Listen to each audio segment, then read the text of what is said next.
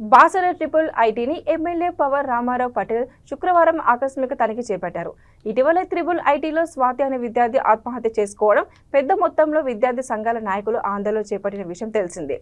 ఇందులో భాగంగా ఆయన బాసర ట్రిపుల్ ఐటీకి వెళ్లి విద్యార్థులను కలిసి సమస్యలను అడిగి తెలుసుకున్నారు. ప్రతిష్టాత్మక విద్యా సంస్థల్లో ఆత్మహత్యలు ఎందుకు జరుగుతున్నాయనే విషయంలో ఆరా తీశారు.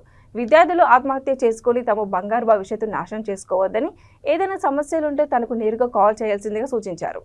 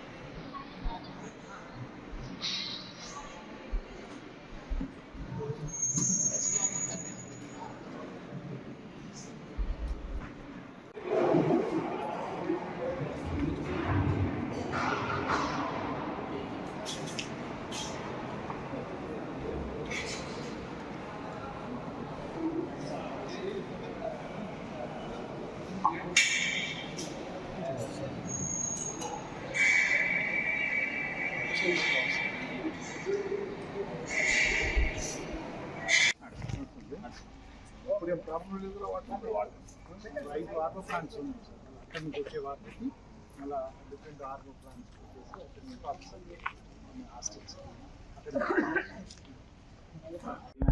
కాలేజ్ ఎన్విరాన్మెంట్ మిగిలిన అదర్ పిల్లలతో లేదు కాబట్టి ఆ 1-to-1 బాండ్ అనేది కొంచెం తగ్గిపోయింది పిల్లల మధ్యలో.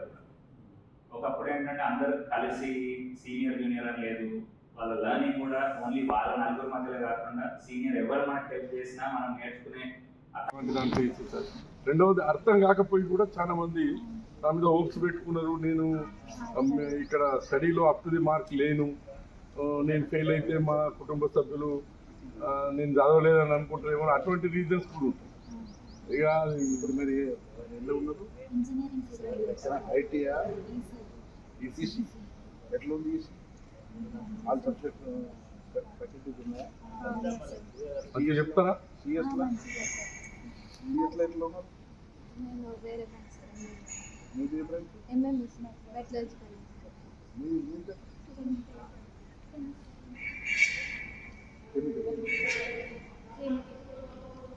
సిఎస్ వన్ లేదు, కంప్యూటర్ సైన్స్. ఎట్లా ఉన్నది మీకు ఓవరాల్ టీచింగ్ స్టాఫ్?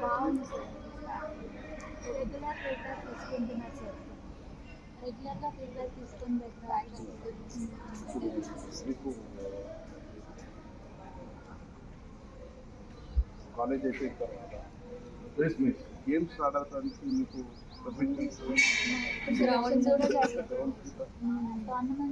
లాస్ట్ టైంలో ఎన్నో 2 months 3 months గ్యాప్ వస్తే గ్రౌండ్స్ లేవని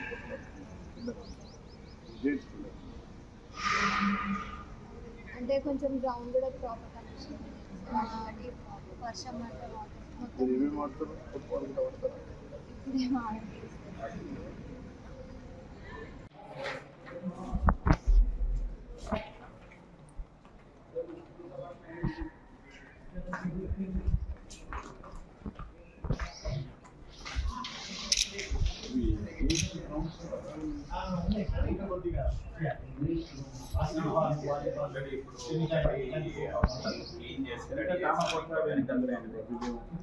అది క్లీన్ చేసి ఇప్పుడు క్లియర్ చేసేస్తాం మొత్తం గ్రౌండ్. ఫుట్బాల్ క్రికెట్ మొత్తం రీస్టోర్ చేసేస్తాం.